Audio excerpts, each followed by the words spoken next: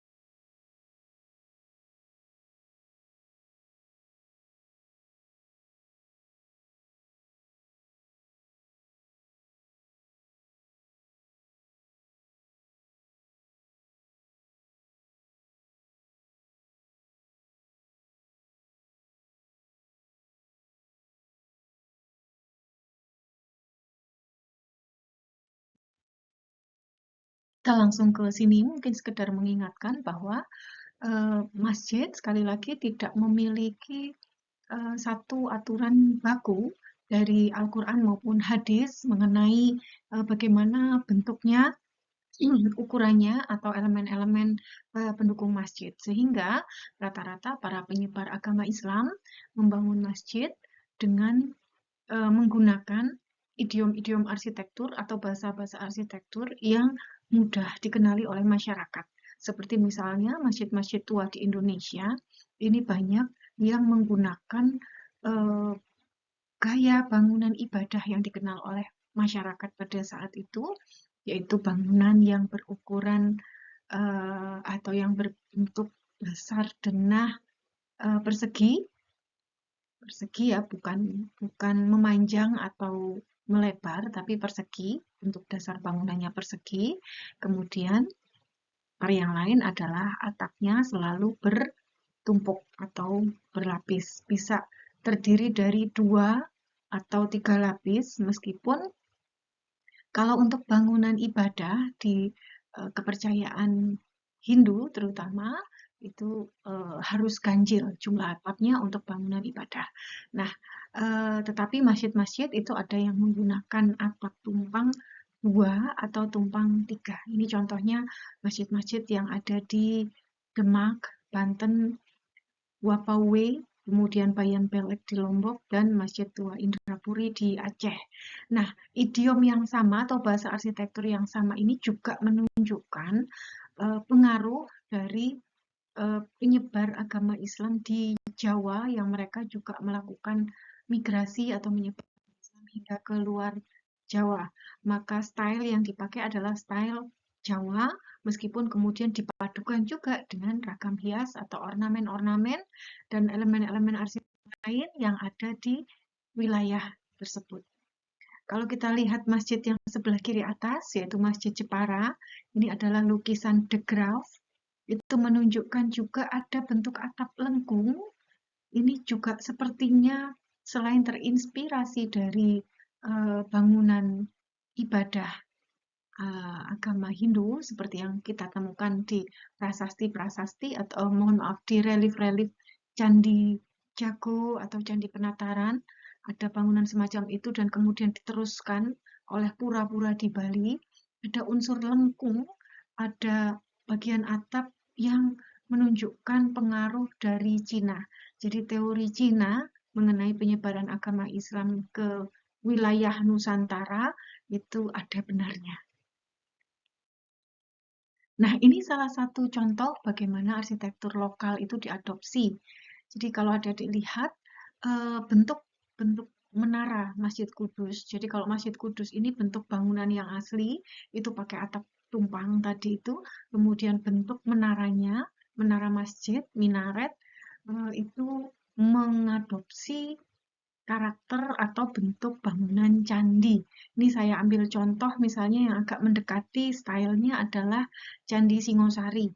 Candi Singosari ini merupakan candi yang dibangun pada era Singosari. Singosari sendiri adalah awal dari Majapahit atau masih satu garis keturunan.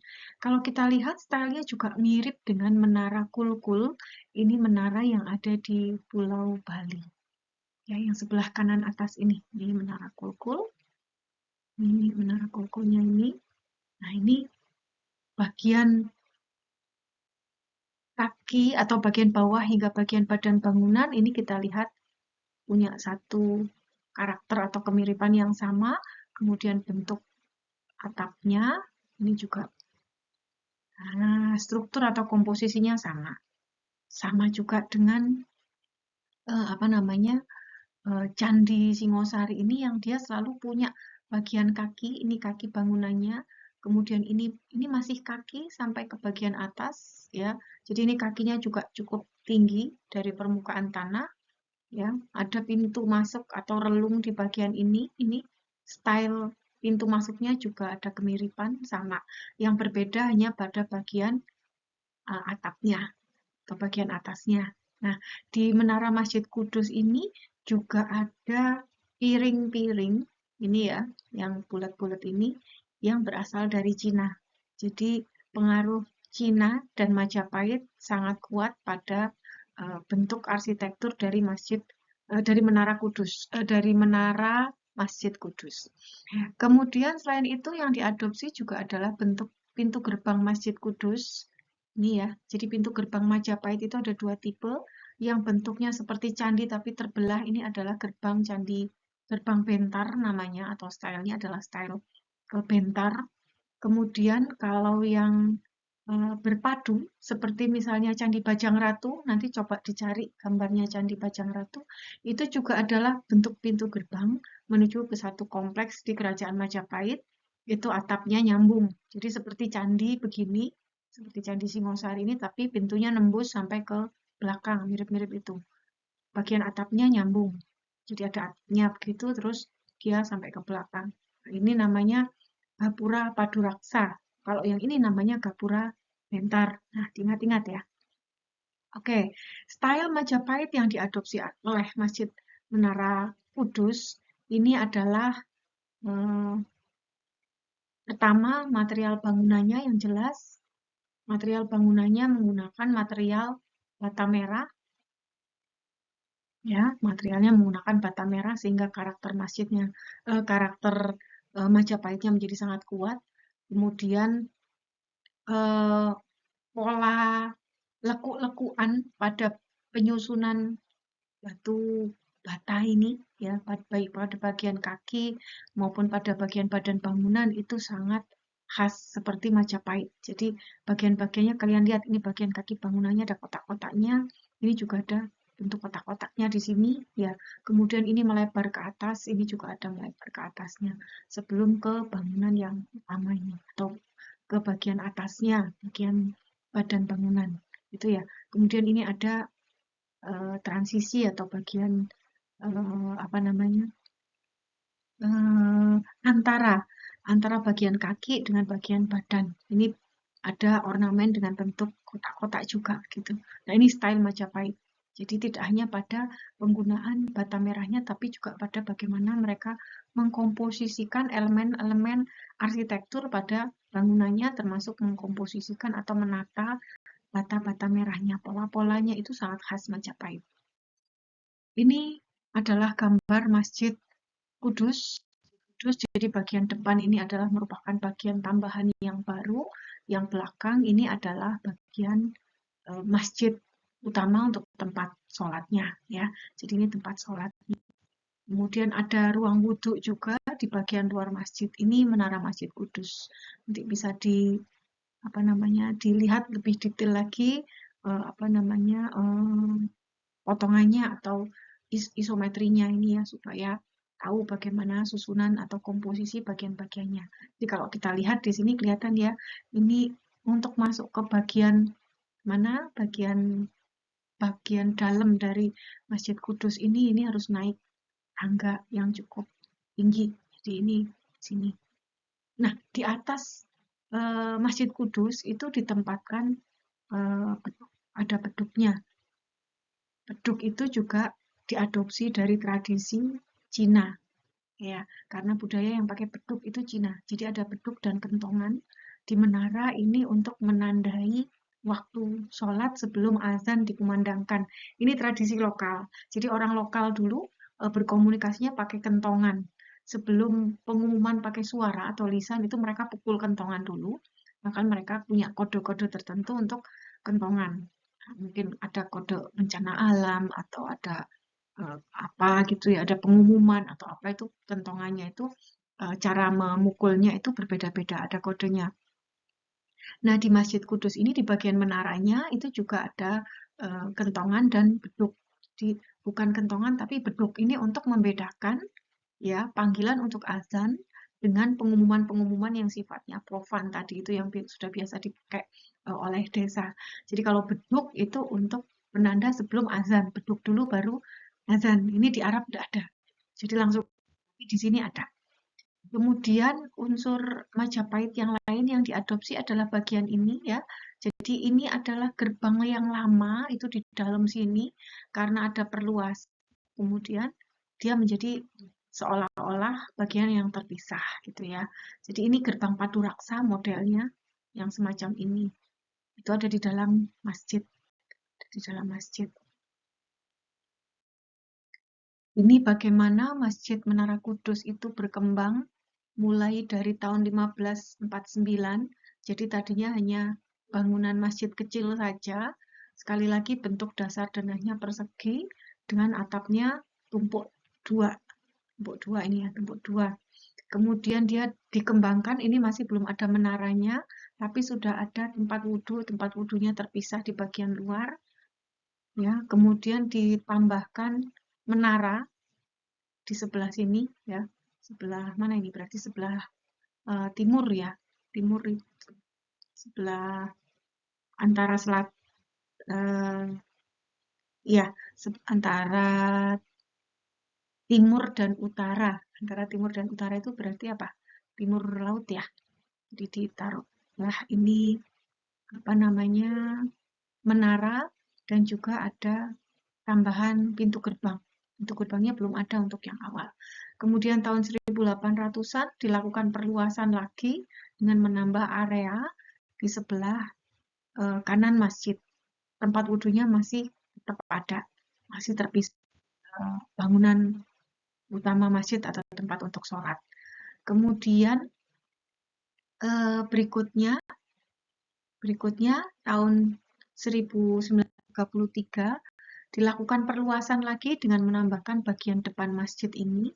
Jadi kalau di tahun 1800-an antara pintu gerbang ke masjid itu masih terbuka, tapi sudah ada tambahan serambi ya, sudah ada tambahan serambi. Ada serambinya. Ini serambinya diperluas hingga mencapai dekat dengan pintu gerbang. Kemudian ditambahkan atap dengan bentuk seperti ini ya, bentuk kubah. Jadi bentuk kubah itu bentuk yang baru muncul di arsitektur masjid setelah 1900-an. Ini ada pengaruh dari peran Muhammadiyah yang membawa paradigma baru mengenai agama Islam. Bukan ajaran baru ya, hanya paradigma atau caranya dari perspektif yang berbeda dengan yang tradisional. Itu saja. Jadi kalau ajaran akidahnya sama gitu ya, hanya mungkin ada beberapa unsur-unsur budaya atau culture yang berbeda. Kemudian tahun 1980 dilakukan perluasan lagi, jadi bagian serambinya ini diperluas seperti ini. Kemudian di sini menaranya juga diperbesar. Renovasi pada bagian belakang, tapi tidak, atau bagian ruang sholat utama, tetapi tidak mengubah bentuk masjid secara keseluruhan, gitu ya. Kan pergantian material yang diperlukan, tapi bentuknya ini meneruskan dari hasil renovasi tahun 1933. Di tahun 1980 ya, ada tambahan ruang serambi di bagian depan karena jamaahnya semakin banyak dan ada jamaah perempuan juga. Kalau yang awal ini nggak ada jamaah wanitanya. Oke, terus ini detail-detailnya. Ini adalah gerbang yang bagian yang di tengah-tengah ruang sholat tadi ya. Kemudian ini bagian pagarnya, bentuk arsitektur pagar pun juga mengadopsi dari arsitektur Majapahit. Hanya bedanya ada bentuk lengkung semacam ini. Karena di Majapahit bentuk lengkungan semacam ini masih belum dikenal. Ya, masih belum terlalu akrab. Lengkungan itu baru dikenal pada fase sesudah Majapahit. Termasuk yang ada di dalam masjid lengkung-lengkung ini kemungkinan diadopsi dari arsitektur Timur Tengah itu sendiri.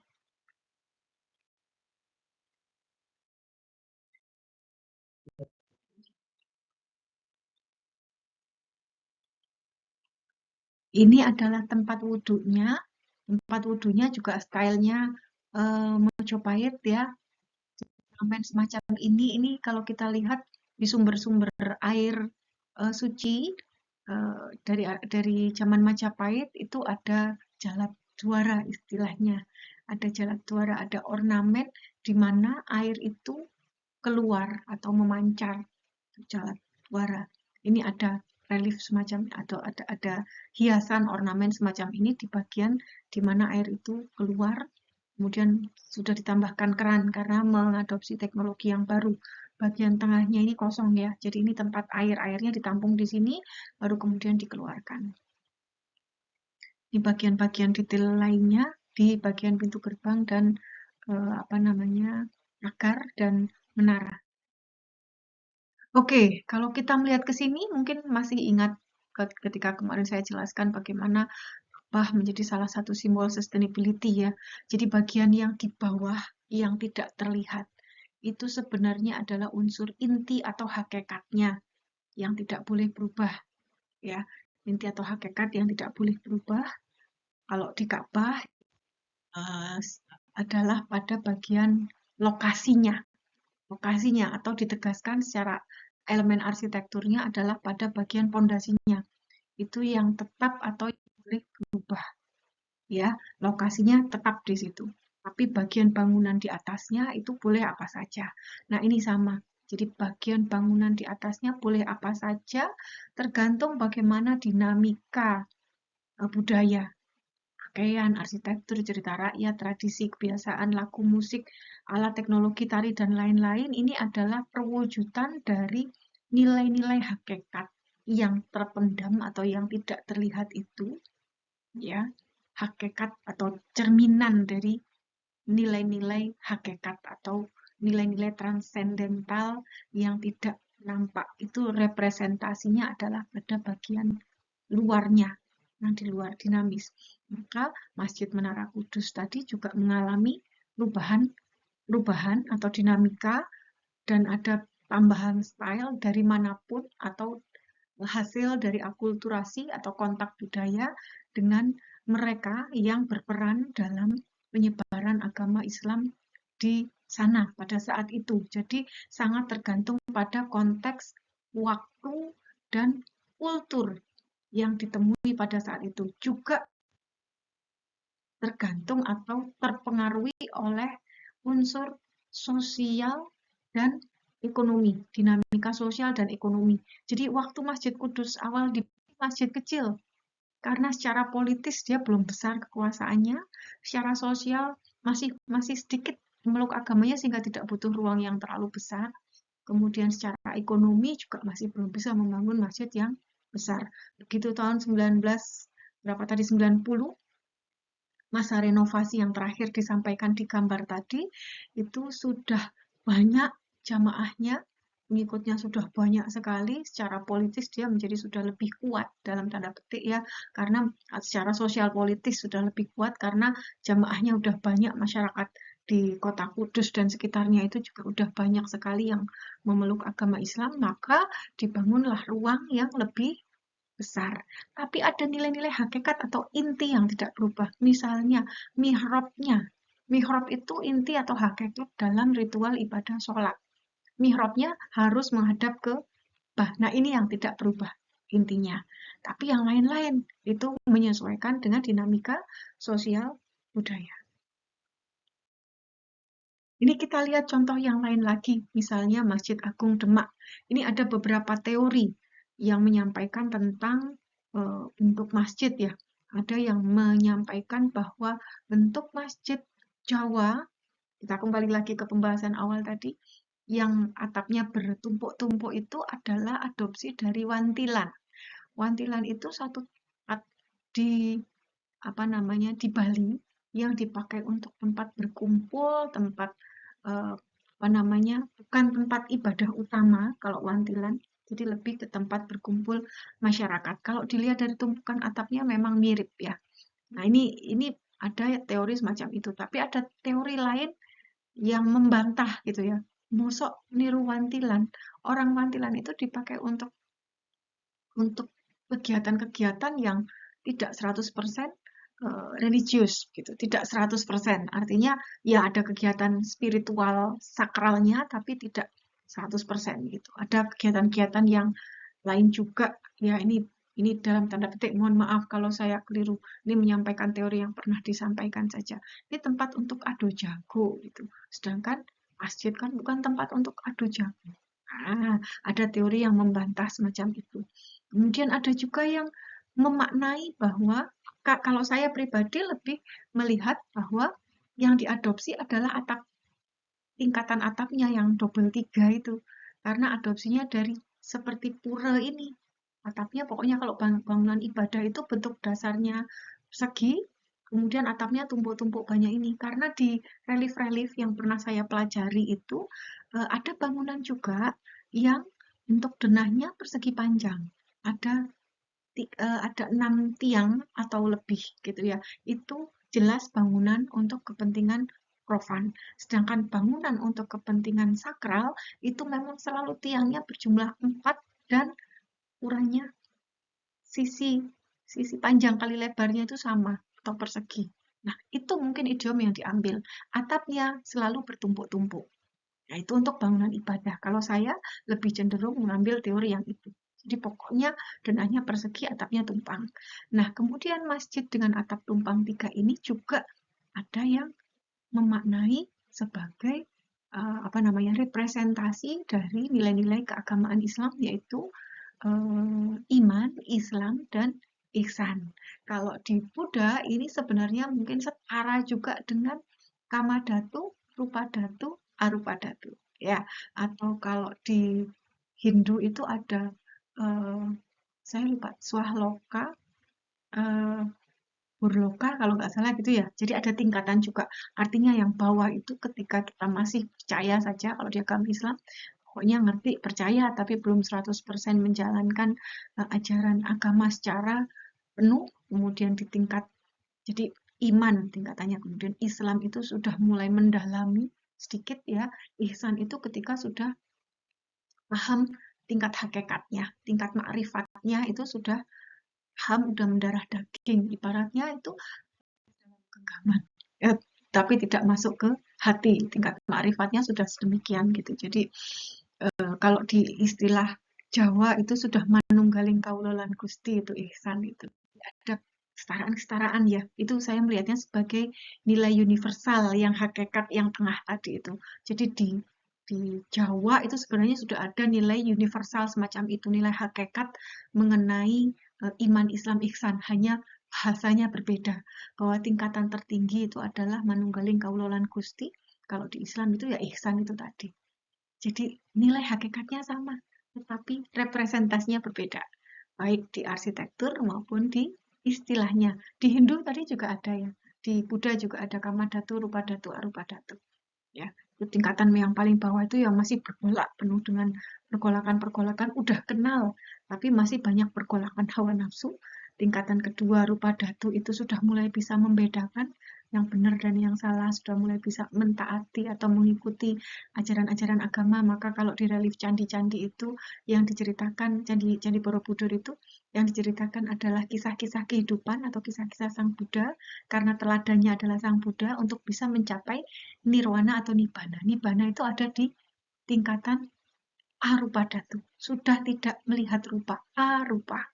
Tingkatan yang tidak lagi melihat warna-warni dunia, sama dengan ihsan dan sama dengan manunggaling kaulolan Gusti. Jadi tingkat ketika manusia sudah bisa menyatu lagi dengan sifat-sifat Tuhannya. Sama dengan ucapan di Islam, inna lillahi wa inna ilaihi. Jadi dari sesuatu, dari Tuhan, kembali ke Tuhan, dari Allah, kembali ke Allah. Itu konsep manunggaling kaulolan Gusti kurang lebih sama seperti itu. Jadi nilai hakikatnya sama sekali lagi, tapi representasinya bisa berbeda-beda. Maka kita boleh saja memaknai atap masjid ini sebagai 3 tingkatan itu tadi. Ya, oke. Kalau bentuk menara masjid Demak ini bentukan yang baru, ada tambahan untuk kubah di atas. Ya, ini bagaimana Masjid Demak dalam skala makro, meso, dan mikro ya. Dalam skala makro dia ada di wilayah pusat kota, sama halnya seperti masjid-masjid Jami, letaknya di dekat alun-alun, tepatnya selalu di sebelah barat alun-alun ya, masjid. Kemudian di dekatnya ada Kampung Kauman, ada Pecinan. Nah, jadi pusat kota itu menjadi tempat permukiman kelompok-kelompok masyarakat. Di skala mesonya di kawasan Masjid Demak ini banyak juga bangunan-bangunan yang lain. Di masjid-masjid kuno Jawa itu rata-rata ada makam. Makamnya penyebar agama Islam atau pemuka agama Islam. Kalau di Masjid Demak ini ada makam Raden Tah. Kemudian skala mikronya ini ada bagian-bagian penting masjid ya, ada ruang sholatnya, ini yang utama, disebut juga bagian ruang sholat utama, ada mihrabnya di sini ya, disangga oleh 4 soko guru, yang utamanya ada 4, kemudian bagian depannya ada serambi, ada serambi. Nah, sekarang kita lihat lagi bagaimana kita sejajarkan ya, bagaimana konsep ruang masjid yang diadopsi dari arsitektur yang sudah dikenal masyarakat pada saat itu. Jadi tadi disampaikan bahwa Masjid Demak itu ada serambi di bagian depan dan ada ruang sholat utama, kemudian ada mihrab. Kalau kita mencontoh masjid-masjid awal di Arab zaman kenabian, misalnya di Masjid Nabawi itu bentuknya seperti ini kurang lebih ya, masjid awal, bukan yang sekarang ya. Jadi hanya berupa bangunan disangga tiang-tiang dari pohon kurma dan ditutup dengan atap dari pelepah kurma. Bentuknya ya kotak begini karena memang yang dikenal oleh orang Arab bentuknya kotak begini. Nah, di sebelah Masjid Nabawi itu ada rumah Rasulullah, rumah Rasulullah. Kemudian Masjid Nabawi ini juga memiliki halaman di bagian depannya yang bisa dipakai untuk menampung sholat jamaah. Kalau pas jamaahnya banyak sekali, sholat Jumat misalnya, itu bisa ditampung di ruang yang terbuka ini. Ruang yang di dalam, yang tertutup ini, sehari-hari tidak hanya dipakai untuk kegiatan ritual ibadah saja, tapi juga untuk tempat mentransfer pengetahuan, transfer of knowledge gitu ya, tempat untuk berdiskusi mengenai berbagai permasalahan, baik masalah kenegaraan, keagamaan, atau masalah yang lain-lain, masalah hukum, atau bahkan masalah masyarakat sehari-hari. Itu semuanya dilakukan di Masjid Nabawi ini. Jadi Rasulullah itu tidak hanya penyebar agama Islam, Nabi Muhammad ya, beliau juga pemimpin umat pada saat itu, pemimpin kota, meskipun tidak menyebut dirinya sebagai khalifah ya. Jadi tidak menyebut dirinya sebagai khalifah. Khalifah itu sebutan yang diberikan oleh masyarakat kepada Sayyidina Abu Bakar. Jadi pemimpin umat pengganti setelah Rasulullah wafat itu Sayyidina Abu Bakar, itu yang baru disebut khalifah. Rasulullah sendiri tidak pernah menyebut dirinya atau tidak pernah ada sebutan khalifah untuk Rasulullah, meskipun sebenarnya secara real beliau adalah juga pemimpin umat, pemimpin masyarakat, pemimpin kota atau negara, bahkan ya waktu itu Madinah mungkin bisa kita anggap sebagai satu negara kecil gitu ya, juga melakukan hubungan kerjasama dengan luar negeri pada saat itu ya, jadi sudah ada banyak kerjasama semacam itu, bahkan memimpin pasukan perang juga. Nah, semua kegiatan-kegiatan itu dilakukan di dalam masjid. Artinya apa?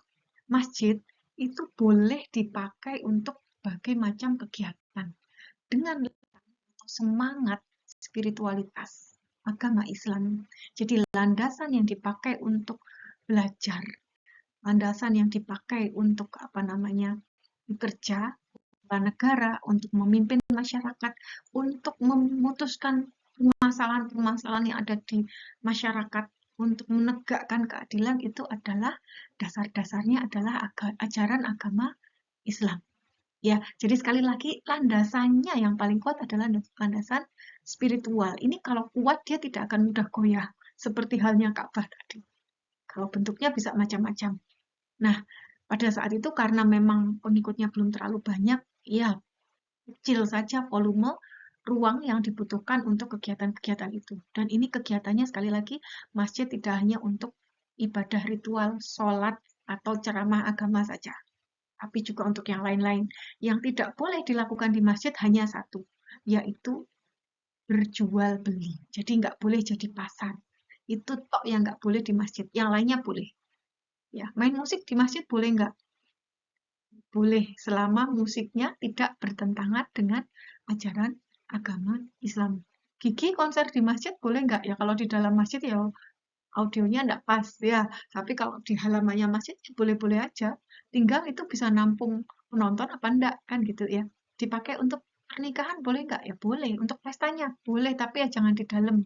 Nanti kalau di dalam dipakai makan-makan, sebenarnya pertimbangannya itu saja. Dipakai makan-makan nanti kotor. Nanti kalau udah waktunya sholat lagi, repot bersih-bersih dulu kalau mau sholat kan gitu. Pertimbangannya itu saja.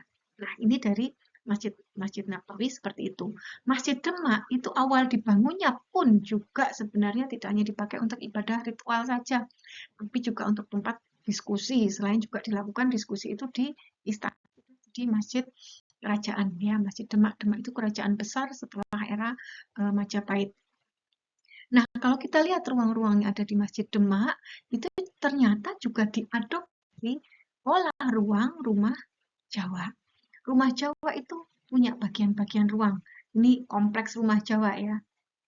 Kompleks rumah Jawa. Dia tidak menggunakan pagar seperti Masjid Nabawi ini. Jadi rumah Jawa itu pagarnya tidak selalu dalam bentuk dinding. Dinding. Bisa juga pagarnya berupa tanaman atau parit saja. Itu. Nah, bagian paling depan ini ada regol namanya atau pintu gerbang.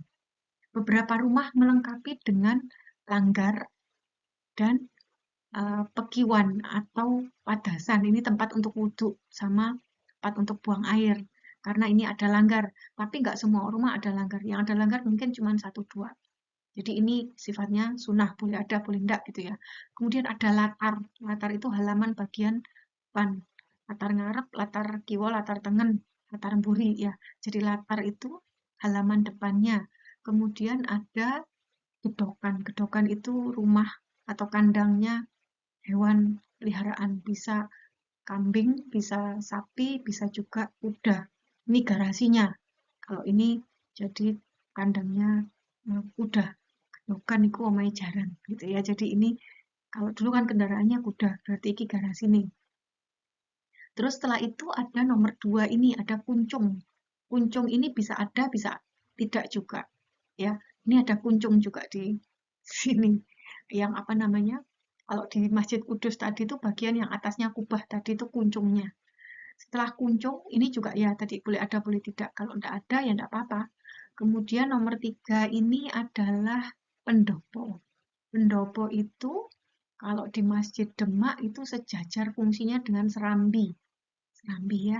Jadi pendopo itu tempat untuk menerima tamu, untuk berdiskusi, untuk ngobrol, untuk kumpul keluarga ngumpulnya di situ kalau sore-sore atau kalau malam itu duduk-duduk di situ, kalau siang juga istirahat di situ juga boleh. Pokoknya fungsinya buat apa saja boleh gitu ya, jadi terbuka untuk ngobrol dan lain-lain itu. Dan ruangnya fleksibel karena tidak ada dinding. Kalau tamunya cuma sedikit ya udah dipasang tikar saja, mungkin duduk di situ. Kalau orangnya banyak ya tikarnya dipasang semua, bisa dipakai lebih luas ruang untuk menerima tamunya. Tuh.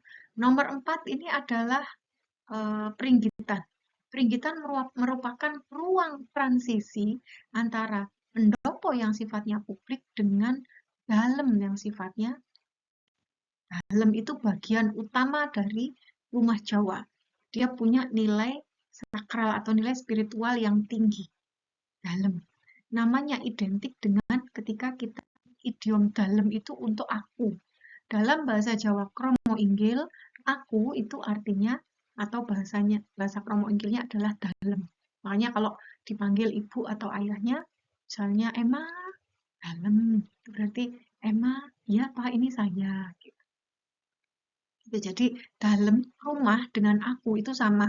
Ini sebenarnya adalah representasi dari makrokosmos, mikrokosmos. Orang Jawa itu pemahaman numinus, kesatuan numinusnya sangat kuat. Saya, aku identik dengan atau aku adalah bagian dari Tuhan. Tuhan dan aku itu satu kesatuan yang tidak dipisahkan. Rumah dengan alam semesta seisinya itu juga satu kesatuan yang tidak bisa dipisahkan.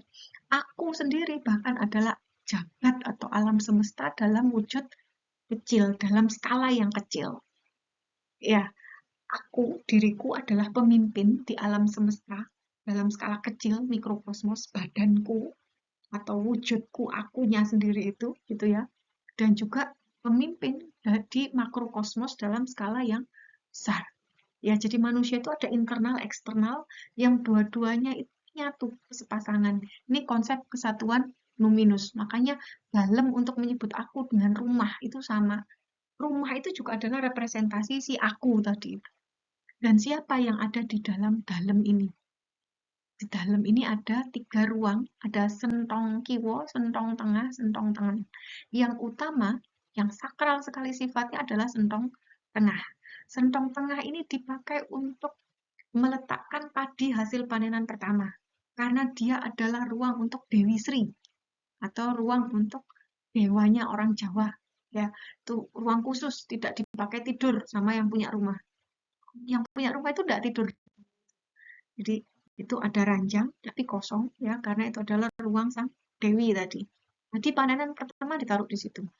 Nah, kenapa? Karena mereka meyakini itu bisa mendatangkan berkah. Jadi permohonannya itu ke dewa yang mereka puja. Mereka menyebutnya Dewi Sri atau Dewi Padi. Kemudian bisa mendatangkan kesejahteraan atau kemakmuran bagi mereka dengan doa itu, dengan perantara padi. Jadi sekali lagi makrokosmos aku dengan alam semesta yang direpresentasikan dengan padi itu menyatu dan juga dengan Tuhan. Ya, kita sebut Tuhan ya untuk mensejajarkan. Dengan Tuhan itu menyatu dalam satu kesatuan numinus. Itu sentong tengah. Maknanya dalam. Ini sustainability itu pasti berhasil kalau pakai konsep Nusantara. Oke.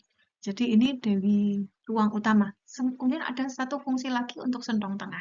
Sentong tengah ini juga dipakai untuk tempat malam pertama pengantin. Jadi pernikahan itu adalah satu momen yang sangat sakral bagi orang Jawa. Makanya harus nanggap wayang, ada ritual-ritual banyak sekali rangkaiannya untuk menjaga apa supaya si pengantin ini benar-benar dijaga suci ketika awal mereka bersatu. Kenapa begitu? Karena dari situlah nanti akan lahir generasi berikutnya. Ini konsep sustainability juga. Supaya apa? Supaya generasi berikutnya itu juga suci, bersih, selamat. Karena dilindungi dengan berbagai macam doa yang direpresentasikan dengan ritual-ritual itu tadi. Sekali lagi, saya mencoba memaknainya dari aspek yang positif.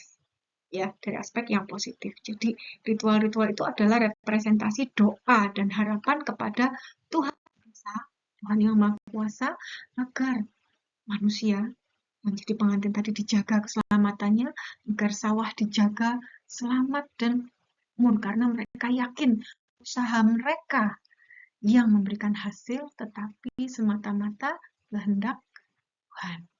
Gitu ya. Ini pelajaran yang bisa kita ambil dari rumah Jawa. Oke, terus yang punya rumah tidurnya di mana? Mereka tidur atau beraktivitas di ruang nomor 6, 7, 8, 9 ini. Jadi ada gadri, ada pekiwan buri, tempat untuk apa? Bersih-bersih ya, kamar mandi dan lain-lain. Ada pawon, tempat untuk mengolah masakan, dan ada gandok. Gandok itu tempat untuk tidur. Jadi yang punya rumah itu memakai ruangnya di belakang. Lihat bagaimana ini sebenarnya adalah representasi etika atau kesopanan orang Jawa. Jadi mereka memilih berada di belakang, sementara yang utama itu ruang yang utama itu untuk Tuhan. Gitu ya. Atau untuk yang mereka agungkan, yang mereka muliakan, yaitu yang nomor 5 ini, dan yang mereka muliakan berikutnya, yaitu para tamu. Oke, sekarang ini makna rumah Jawa. Sekarang kita lihat adopsi secara visual atau spasial saja ya. Kita tidak sampai ke makna ya. Nanti terlalu dalam bahasanya. Sampai ke makna di masjid ini. Secara visual, ketika pola ruang semacam ini sudah menjadi tradisi atau sudah mentradisi di kalangan masyarakat, maka menjadi lebih enak dan nyaman ketika suatu tempat yang mereka sehari-hari itu juga atau untuk kegiatan sholat itu mengakomodir kebutuhan yang sudah ini karena dipakai sehari-hari begitu kan jadi kebutuhan psikis ya, kebutuhan budaya gitu ya. Sehingga Masjid Demak ini pun dibangun dengan menggunakan pola spasial rumah Jawa. Bagian depan ini ada pintu gerbang sama ya, pintu gerbangnya di bagian depan. Kemudian ada halaman atau latar, ini juga ada latarnya. Kemudian ada serambi, ini pendopo itu berubah jadi serambi. gitu. Kemudian ini ruang sholat, ini adalah dalamnya tadi. Apakah ada peringgitan sebagai transisi? Ada. Perhatikan bahwa ruang-ruang yang disusun itu selalu ada transisi-transisinya. Tidak pernah ruang itu berdekatan zoningnya antara yang publik sekali dengan yang privat sekali. Antara 3 dan 5 itu ada peringgitan sebagai transisi. Ini juga antara bagian luar masjid dengan bagian sholat yang paling privat itu tempat sholat, dengan bagian luar masjid yang sangat publik, itu ada transisinya. Ada ruang terbuka dulu, kemudian ada serambi yang dia setengah terbuka, memang ada dindingnya, baru masuk ke ruang yang tertutup. Jadi ada sekuen namanya, ada urut-urutan ruang. Itu kebutuhan psikologis manusia. Jadi di rumah harus ada urutan-urutan ruangnya. Ya, kalau nggak cukup gimana lahannya? Ada banyak cara. Yang penting harus ada transisinya. Harus ada transisinya. Transisi itu ruang perantara antara ruang dengan satu sifat atau satu zona dengan zona lain yang berbeda. Ya, jadi ada gradasinya mulai dari yang semi publik, kemudian semi privat hingga yang paling privat. Kemudian di Masjid Demak ini juga ada mihrab di bagian sini. Ya kalau kita sejajarkan dengan rumah Jawa ini adalah sentong tengahnya. Tetapi makna mihrab itu beda dengan makna kuil atau makna apa namanya? Ruang khusus untuk persembahan ibadah. Enggak, mihrab itu adalah ruang untuk imam sholat, memimpin sholat. Masjid boleh ada mihrabnya, boleh enggak ada mihrabnya. Tapi yang jelas arah orientasi sholatnya itu yang harus pas. Ya, gak ada mihrabnya enggak apa-apa. Tapi kalau dengan adanya mihrab itu orang jadi lebih mudah menandai, oh sholatnya menghadap ke arah itu. Gitu ya. Karena mihrab itu ada pada posisi yang tepat dengan orientasi kiblat, yaitu Ka'bah. Terus ada bagian-bagian lain juga di Masjid Demak, ada makam Raden makam siapa namanya? Makam Sultan Trenggono, ya, makamnya Raja Demak atau Sultan Demak. Kemudian jadi sekali lagi selalu ada makam pemuka agama atau pejabat negara di Masjid Nabawi ini. Di dekat situ juga di dalam masjid ada makamnya Rasulullah dengan dua sahabat terbaik beliau, yaitu Sayyidina Abu Bakar dan Sayyidina Umar. Kemudian di bagian luar masjid ada makam baqi, yaitu makam para penyebar agama Islam atau para pejuang-pejuang agama Islam di era kenabian dan sedikit sesudahnya. Itu ya, ada makam baqi di luar apa namanya, di luar kompleks Masjid Nabawi saat ini. Jadi masjid berdekatan dengan makam itu boleh. Yang tidak boleh adalah beribadahnya di makam. Ya, ini sebenarnya juga konsep Jawa. Orang Jawa itu sangat menghargai leluhur. Makanya selalu ada punden. Punden itu artinya yang dipundi-pundi. Di punden itu ada makam leluhur. Biasanya di dekat juga kalau di Ka'bah sumber airnya adalah Zam-Zam. Oke. Kalau di Masjid Nabawi nggak ada sumber air khusus ya. Kalau di Ka'bah selalu ada yang namanya punden. Baik itu sebagai punden dalam tanda petik, ada sumber airnya. Orang Jawa juga sama, punden itu selalu berdekatan dengan sumber air. Tapi yang tidak boleh adalah meminta atau berdoa kepada orang yang dipundenkan. Ya, itu yang nggak boleh. Ibadahnya tetap kepada Allah di masjid. Tidak boleh minta doa kepada atau berdoa kepada orang yang dimakamkan di masjid. Oke. Ini contoh bagaimana bentuk adopsi arsitektural gitu ya di Sendang Dhuwur. Sendang Dhuwur ini adalah kompleks makam di Lamongan. Ini juga kompleks makam para penyebar agama Islam di Jawa, terutama di Jawa Timur. Ini ada bentuk gerbang bentar yang diadopsi. Kalau batunya menggunakan batu andesit, jadi masih menggunakan idiom era Singosari awal ya. Oke, sebelum ke Majapahit ini. Kemudian ini ada contoh masjid yang lain lagi, ada Masjid Baitus Salam di Banyumas, Purwokerto, itu masjid dengan satu tiang. Ini Masjid Jepara, De Graaf, yang digambar De Graaf ini sekitar abad 16, tadi ya sudah disampaikan di awal. Ini Masjid Banten ini atapnya juga banyak. Di bagian yang kecil-kecil di atas itu mengingatkan pada bentuk payung di atas stupa atau dagoba ya. Nah, ini kalau menaranya ini dibantu mendesain dan membangun oleh orang-orang Portugis yang pada saat itu datang ke wilayah Banten.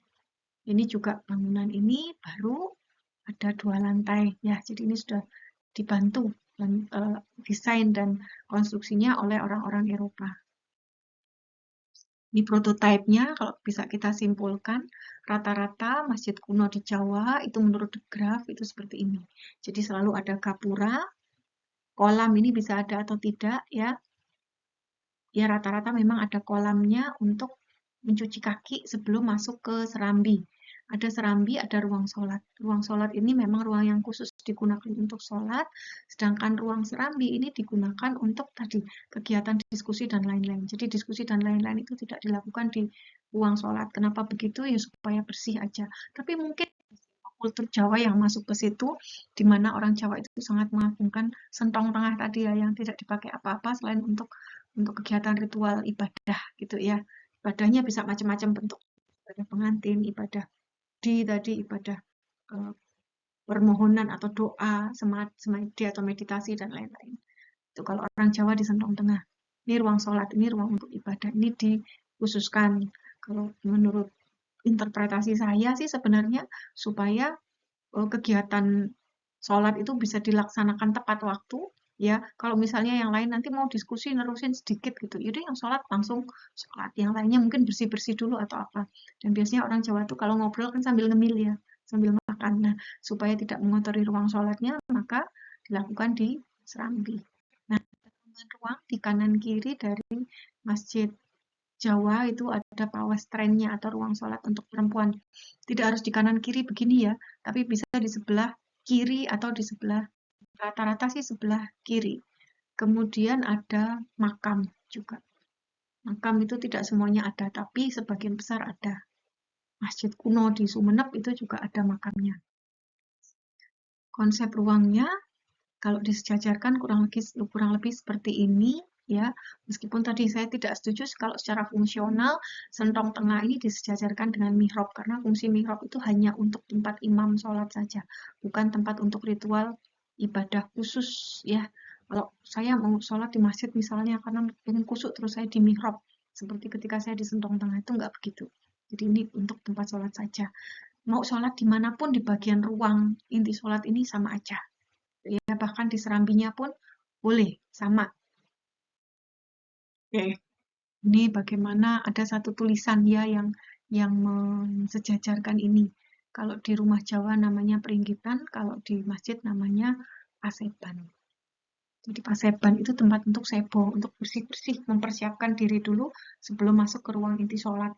Kalau kalian masih ingat penjelasan saya tentang Candi Penataran kemarin, Candi Penataran pun ruang utama untuk ibadahnya itu susunannya di paling ujung. Di candi utama itu letaknya di paling belakang. Nah, sebelum ke candi utama itu ada ruang untuk persiapan atau pasebannya, ruang untuk berkumpul, ruang untuk menyelenggarakan apa namanya ritual-ritual yang khusus misalnya, atau mungkin ritualnya apakah tari atau tembang atau apa gitu di situ ya. Ada ruang-ruang untuk itu atau meletakkan apa namanya sesaji atau apa gitu di bagian depan sebelum ke ruang ibadah utama yang di bagian belakang. Nah, ini pola yang sama itu juga bisa kita lihat pada pola ruang masjid. Pola ruangnya ya. Ini mensejajarkannya kurang lebih seperti ini. Ini bentuk Masjid Demak ya. Model konstruksinya masih asli. Ya, bahkan konon ada Soko Guru yang didirikan oleh Wali Songo. Perkembangan berikutnya untuk masjid adalah masjid-masjid dengan bentuk kubah. Ya, ini muncul setelah 1900. Yang paling tua atau yang cukup tua adalah Masjid Raya Medan. Ya, ini kita lihat desainnya sudah sangat percampuran Eropa. Ya, kalau bagian atapnya, jadi kalau teori Gujarat itu karena Islam masuk juga bisa dari Gujarat, itu bentuk kubahnya ini mengikuti model Gujarat. Ya, ada kubah-kubah semacam ini. Model Gujarat, bukan model Timur Tengah, karena dia agak ada lengkungan seperti bawang ya, tidak seperti ini, tidak seperti di Masjid Al-Aqsa atau masjid di Bahrain yang dia, atau bahkan tidak seperti Masjid Turki yang betul-betul setengah bola atau sepertiga bola itu. Jadi lingkarannya smooth. Kalau ini masih ada lekuannya di atasnya. Ini agak mirip dengan model-model di Gujarat, India. Oke, lanjut sedikit ke permukiman Muslim. Ini kota Mekah, ya, dan masjid Masjidil Haram dan Ka'bah. Jadi yang inti itu adalah Ka'bah ini. Masjidil Haram itu dibangun di sekeliling Ka'bah itu untuk tempat sholat. Kenapa kok tidak di dalam jadi satu sama Ka'bah? Karena ada ritual tawaf. Tawaf itu mengelilingi Ka'bah. Ritual tawaf itu sudah dilakukan sebelum zaman Islam, ya. Jadi ritual-ritual ibadah dengan mengelilingi satu monumen khusus, monumen suci, itu sudah dilakukan sejak lama. Mungkin Nabi Adam juga sudah melakukan ritual tawaf semacam ini. Hindu, Buddha itu semuanya mengenal tawaf. Namanya pradaksina kalau di Buddha. Di Cina juga ada itu ritual mengelilingi bangunan suci itu ya, atau mengelilingi monumen atau apapun yang suci dalam rangka beribadah. Itu ritual tawaf. Hanya Masjidil Haram itu jarak dengan Ka'bah untuk mengakomodir kegiatan tawaf itu. Di pusat dunia atau pusat kota itu adalah Ka'bah. Ini Masjidil Haram, ya, di sekeliling Ka'bah. Nah, ini residensial di sekelilingnya. Royal Palace di mana? Ada di kompleks di dekat Ka'bah itu.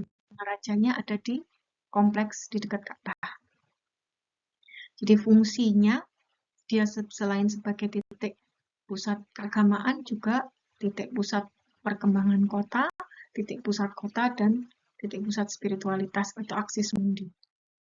Ini kota Madinah, sama ya, jadi ini titik pusatnya di sini, kemudian dia berkembang ke segala arah dari titik ini. Ini kompleks makam Baqi tadi ya.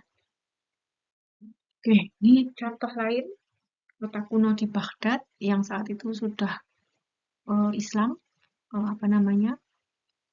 nilainya itu ya. Ini ada bagian tengah, ada istana, ada masjid, ada polisi atau security gitu ya. Kemudian ada penjaga. Jadi ada kompleks tengah, kemudian ada di kelilingnya ini yang sifatnya second line, kemudian ini third line, baru lingkar luar kotanya. Jadi pusat kotanya di tengah-tengah, di situ ada masjid dan istana. Jadi dua, masjid itu sebagai simbol spiritualitas yang menjadi dasar atau base-nya, bagian bawah Ka'bah. Kemudian raja itu sebagai pemimpin dari atau simbol dari duniawian gitu ya. Duniawian itu yang ada di bagian atas, itu yang sangat dinamis tadi, dan itu cakupannya menyebar sampai ke bagian luarnya gitu. Base-nya yang spiritualitas tadi, dan ini selalu muncul dua, artinya ini adalah konsep kesepasangan, jadi kesatuan numinus, konsepnya seperti itu. Nah, ini pola kota muslim di Jawa. Kalau kita lihat kota-kota muslim itu selalu ada alun-alun di tengah, ya, kemudian masjidnya di sebelah barat, ya, kemudian ada kerajaan. Kalau ini yang di mana ini? Ada Kanjengan ini ya. Kanjengan itu istana lah, tempat pemimpin masyarakat atau pemimpin umat. Kalau Rasulullah kebetulan kesatuan numinusnya memang menyatu di Rasulullah, baik sebagai pemimpin spiritualitas maupun pemimpin keduniawian gitu ya. Kalau berikutnya itu terpisah, ada yang memang menjadi pemimpin agama, ada yang pemimpin negara. Tapi dua-duanya masih dalam satu kesatuan numinus, jadi masih di satu lokasi semacam ini. Ini representasi konsep dasarnya ya. Kemudian ini disebut dengan konsep mencopat. Ada kota-kota di Jawa, dia ada alun-alun, masjidnya sebelah barat, kemudian ada pendopo, tempat berkumpulnya umat atau masyarakat, kemudian ada, atau sekaligus istana juga biasanya, kemudian ada LP atau penjara ya, kemudian ada atau sekolah, bisa penjara atau sekolah, kemudian ada pasar biasanya, awalnya pasar tapi juga bisa diganti dengan fungsi yang lain. Di alun-alun Demak ada alun-alun, kemudian ini ada kantor bupati di sebelah sini. Ini masjidnya sebelah barat, kantor bupatinya sebelah utara. Malang dulu juga sama seperti itu. Ya, alun-alun Malang itu dulu di dekat di dekat alun-alun itu ada kantor bupati, sekarang dipindah ke sisi sebelah timur. Penjara di sekarang Ramayana itu, nah, itu dulu seperti itu. Ini di beberapa kota yang lain, di Kudus, Sumedang, dan Tuban. Ini kelanjutan dari ide yang Bali ya. Ada Catuspate di Bali, ada pohon beringin, ada puri, ada sanggar, ada macam-macam fungsi. Yang jelas kesatuan numinus. Jadi bukan orang Jawa saja sebenarnya. Jadi orang Nusantara itu punya konsep semacam itu. Nanti kalau kalian belajar misalnya permukiman Haumataluo itu di Sumatera ya. Nias Selatan itu juga ada konsep kesatuan numinus semacam itu. Itu konsep dasar kita. Spiritual dengan yang duniawi itu tidak terpisahkan. Menjadi satu kesatuan di mana spiritual itu menjadi landasannya. Ini konsep permukiman muslim di Madura. Orang Madura ketika membangun rumah, itu yang mereka bangun pertama kali adalah langgarnya. Langgar dibangun di sebelah barat, langsung orientasinya menghadap ke arah kiblat. Ketika langgar sudah selesai dibangun, kemudian mereka membangun satu rumah untuk tempat istirahat. Jadi rumah di Nusantara itu konsepnya adalah ruang untuk beristirahat dan ruang untuk menyimpan. Baik menyimpan bahan makanan maupun menyimpan pusaka. Kegiatan mereka tidak hanya di dalam ruang yang tertutup itu saja dalam bangunan, tapi juga di bagian luar. Maka luar dan dalam untuk rumah Nusantara itu juga satu kesatuan, tidak terpisahkan. Jadi ruang luar itu bukan bagian yang kosong, yang hanya sekedar ada gitu ya untuk menjadi ruang perantara antara bangunan satu dengan bangunan yang lainnya atau untuk menjadi lanskap yang mempercantik lingkungannya, enggak, tapi memang juga untuk ruang fungsional, untuk kegiatan. Ya. Nah, nanti kalau mereka yang di Madura ini punya anak, maka anaknya dibangunkan rumah di sebelah Omah Tonggu tadi. Terus berjajar-jajar sehingga nanti membentuk halaman panjang di sini yang disebut dengan Tanean Lanceng. Pada awal pembangunan rumah, karena lahannya masih cukup luas, orangnya masih sedikit, itu dapur mereka buat terpisah, kandang juga terpisah. Tapi kemudian kalau ini misalnya penuh, kompleksnya anaknya masih banyak yang belum dapat rumah, maka kandang dapur ini akan disatukan dengan rumah tinggal sehingga posisi dapur nanti ada di belakang. Ya, ini jadi rumah dan seterusnya. Sehingga membentuk halaman panjang semacam ini. Kalau di Madura, rumah satu dengan rumah yang lain itu dipisahkan ladang. Jadi ini sebenarnya adalah rumah para peladang dengan konsep ruang defensible space. Katanya begitu. Oke, ini detail-detailnya. Jadi kita bisa melihat bagaimana ruang semi privat, semi publik itu dibagi menurut zoning. Oke, ini juga sama penjelasan detailnya, nanti bisa dibaca masing-masing. Ya, langgar sekali lagi, gunanya hampir selalu persegi. Hampir selalu persegi. Kalau di Madura rumahnya gandeng begini atapnya, menunjukkan bahwa yang punya rumah itu masih satu kerabat. Dan terasnya itu, wah, ini yang di Aceh juga sama. Masjid ini menjadi pusat, sama seperti konsep Masjid Nabawi. Ya, ketika belum ada istana khusus, kegiatan-kegiatan keagamaan maupun non-keagamaan, kegiatan duniawi, itu semuanya dilakukan di dalam masjid. Kemudian ada kampung atau kampung. Di setiap kampung ada menasah atau langgar.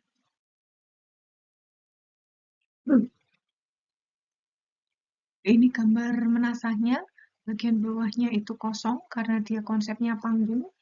Jadi serambi tadi diakomodir fungsinya di bagian bawah menasah. Bagian atas digunakan untuk sholat. Ini dalam konteks kekinian, ya menasah seperti ini. Ada juga yang sudah tidak banyak yang tidak lagi pakai panggung. Kalau di Madura namanya langgar, kalau di Aceh namanya menasah. Ini fungsinya ya sebagai tempat ibadah untuk satu kampung, sebagai tempat bermusyawarah, sebagai tempat belajar Al-Quran, tempat pendidikan keagamaan, juga sebagai tempat tidur bagi anak laki-laki. Sama seperti langgar di Tanian Lanceng tadi ya, di Madura tadi. Tidak hanya dipakai untuk sholat atau ibadah ritual saja, tapi juga untuk berbagai kegiatan yang lain. Jadi bisa untuk tempat istirahat dan menerima tamu juga bahkan. Sama dengan menasah. Kalau masjid itu digunakan untuk ibadah sholat Jumat. Kalau menasah enggak. Jadi sholat Jumat dan jamaahnya banyak, itu semuanya di masjid. Kalau siang, ibu-ibu bisa mulai menggunakan menasah atau langgar untuk tempat nungguin anak-anaknya main, atau sambil kalau punya anak bayi, ya anak bayinya diuru-uru atau ditidurkan di situ. Ya, menasah. Ini masjidnya hampir sama bentuknya dengan masjid di Jawa. Mungkin memang ada pengaruh Jawa juga. Di detail-detailnya, silahkan kalau yang ingin mendalami struktur dan konstruksinya. Ada juga yang atapnya pakai atap kubah semacam ini. Jadi sekali lagi ini pengaruhnya tampaknya masih kuat dari Gujarat, bukan langsung dari Timur Tengah. Variasi tipologisnya sekali lagi bentuknya bisa bermacam-macam, menunjukkan bahwa arsitektur itu bersifat dinamis dan kontekstual, dan Islam mengakomodir kemungkinan tersebut.